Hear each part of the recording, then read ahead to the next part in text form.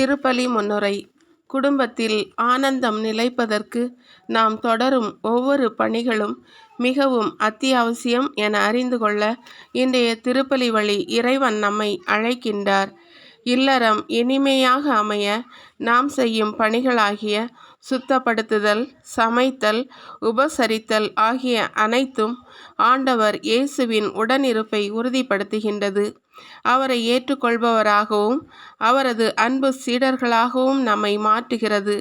அவர் நம்மோடு இருப்பது நம்மை மகிழச் செய்கிறது. மனம் அல்லது ஆன்மா ஆண்டவரோடு இணைந்திருக்குமாறு பார்த்து கொள்வோம். உடையை விட உணவும், உணவை விட உயிரும் உயர்ந்தது அல்லவா? பொருளாதார சிக்கல்கள், சமூக அந்தஸ்துகள், குடும்ப பொறுப்புகள் என பல பணிகளுக்குள் நாம் பரவி கிடந்தாலும் அனுதினமும் ஆண்டவரின் பாதத்தில் அமர்வது இவை அனைத்தையும் விட மேலானது. நம்முடன் இருக்கும்போது கீழான துன்பங்கள் நம்மை தொடர்வதில்லை. ஆண்டவரை அன்பு செய்வோம், அவரோடு உடனிருப்போம். இன்பமோ துன்பமோ இறையாட்சிக்குள் நம்மை அழைக்கும் இறைவனோடு அன்றாட வாழ்வில் பயணிப்போம். நலன்களும் நன்மைகளும் நம்மை தொடரட்டும் என்ற மனநிலையுடன் இன்றைய திருப்பலியில் இணைந்து ஜெபிப்போம். முதல் வாசக முன்னுரை. இன்றைய முதல் வாசகம் தொடக்க நூலிலிருந்து எடுக்கப்பட்டுள்ளது.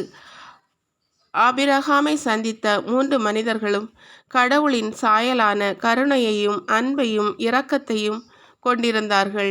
அதாவது மூவொரு இறைவன் போன்று ஆபிரகாம் கண்களுக்கு தோன்றினார்கள். அவர்களை அன்போடு உபசரித்த ஆபிரகாம் மற்றும் சாராள் ஈசாக்கு பிறப்பின் முன்னறிவிப்பை பெற்று கொண்டார்கள்.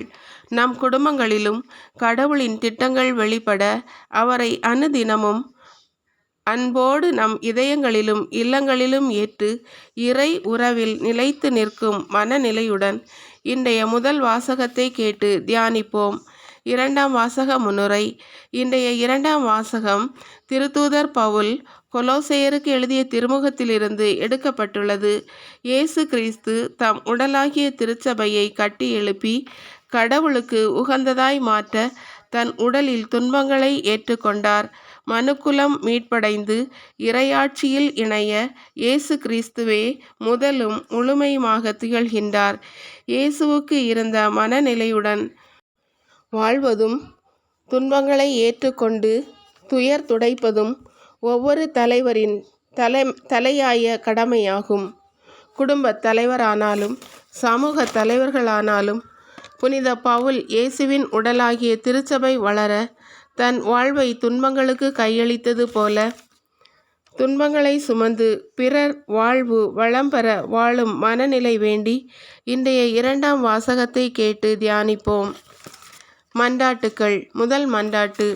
உறவை விரும்பும் எம் அன்பு இறைவா, திருச்சபையில் கொண்டாடப்படும் பலவித விழாக்கள் திருச்சபை தலைவர்கள் மற்றும் அருள் பணியாளர்களுக்கிடையே இறை உறவையும் மனித உறவையும் மேம்படுத்துவதாக அமைய வேண்டுமென்று இறைவா உம்மை மன்றாடுகிறோம். இரண்டாவது மன்றாட்டு.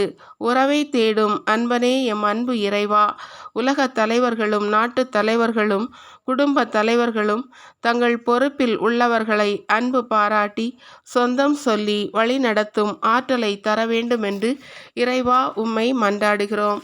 மூன்றாவது மன்றாட்டு.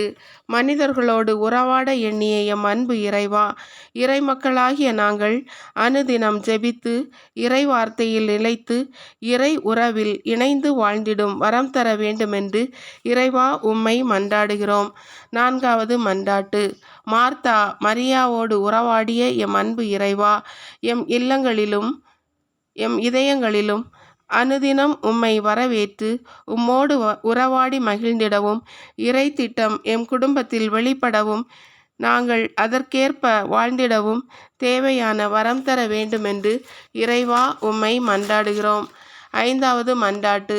அமைதியின் தெய்வமே எம் அன்பு இறைவா, சொத்துக்காகவும் சுகத்துக்காகவும் இரத்த உறவுகளை கொச்சைப்படுத்தி அப்புறப்படுத்தும் மனநிலை மாறவும் மண்ணுக்காக மக்களின் உயிரை குடிக்கும் மாய மனநிலைகள் மாறி உறவுகளுக்குள்ளும் உலக நாடுகளுக்குள்ளும் உண்மை அமைதி நிலவிட தேவையான அருள் தர வேண்டுமென்று இறைவா உம்மை மன்றாடுகிறோம்.